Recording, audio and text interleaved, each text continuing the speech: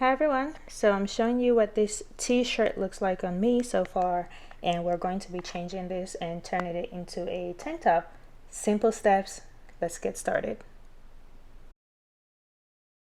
Hi everyone, so I'm going to show you how I make a tank top out of a t-shirt. Somebody requested it in the last video. Thank you guys for so much love and appreciation on how I make my denims fit better. Like I said, if you have suggestions, let me know. I'm making this one specifically for the person who wanted to know how to turn a tank top out of a t-shirt, or make a tank top out of a t-shirt. So it's pretty easy. It doesn't take a lot of science or anything genuinely. It's just based on what you want. Get a very big stretchy t-shirt or whatever size of t-shirt that you have or that you like. I typically always go for like large or extra large. On a normal day I wear like small or sometimes medium depending on the stretch of the fabric.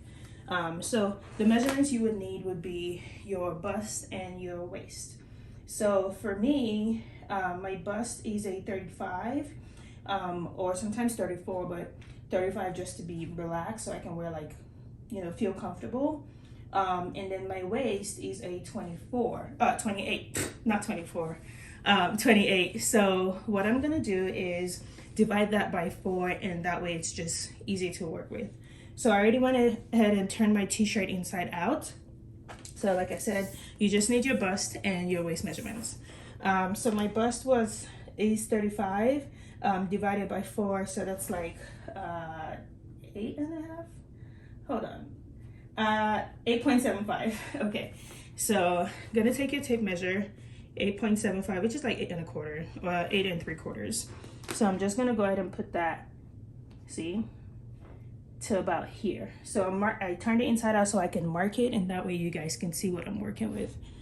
So 8.75 is right here. I don't need sewing allowance generally because it's a t-shirt, so I'm just gonna overlap on the same thing. So right here, it goes into the armhole just so I can see. And then my waist, so from my neck to my waist is always like around 16, 17. So about here, there you see, from my neck to the nipple measurement is always like 10.5 or 11. So it's just based on what you want. So this is like my bust, this is my waist, and my waist would be 7 because 28 divided by 4. So I would just go ahead and do this and cover it out as much as you want it. I always do it like round it out a little bit on the end, just like so. You can use a French curve if you want, just to get the waist to like dip as much as you want it. It's totally your preference. So like so, that's it. So for the shoulders, it already has a V neckline, and I'm not gonna use the arm anyways. So what I want to do is measure how thick I want my straps to be. So because it's a tank top, I could do like, I could cut 2 inches because when I fold it and serge it, I'm gonna be left with like 1 inch. So from the neckline, literally right here. So I can just measure 2 inches, or if I don't want to keep the neckline, which I like the neckline, if you don't want to keep the neckline, there are 2 things you can do. You can go ahead and cut it out and measure from there, but if you're keeping it, just measure 2 inches from here. That way when you fold it under, you have 1.5 or 1 inch depending on how much you fold it. So this is my bust point. Don't forget, go up 1 inch from your bust point to give ease for your armpit, and then curve it again to the neckline like this, so you can have your armhole like so. And I use this wax chalk. To me, it's better than the one that crumbles. And this one is kind of like, I don't know, it has like a nice finish to it. If you have any questions, you can let me know and I can link it down for you below. I get it in downtown LA, but I'm sure it's on Amazon. I can find it for you. So that's it.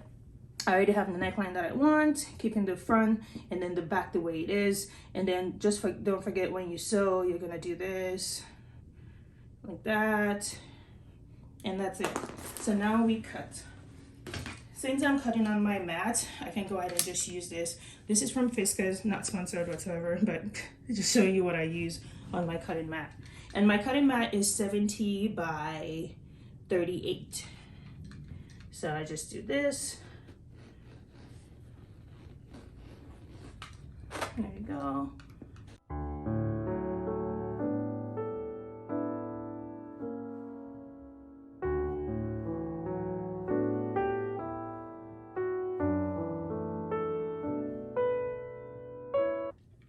There you go. So this is what we don't need, and this is what we do need. So automatically you have, see, your front and your back, and now all you have to do is just serge. Like I said, if you don't like the current neckline on your t-shirt, you can actually go ahead and retrace it how you like it, but because this is a v-neck and I already like it, I'm gonna keep it as is. If you didn't want this, just measure 2 inches or 1.5, or like a really skinny one, it's up to you, and trace down how long you want from your neck down. If you want cleavage, I would suggest going down at least, I would say 7. Yeah, I would say coming around 7 if you wanted some cleavage. If you didn't want cleavage, keep it at 6. An inch makes a difference. Yeah, so let's go ahead and serge it up, and I'll put it on for you guys to see.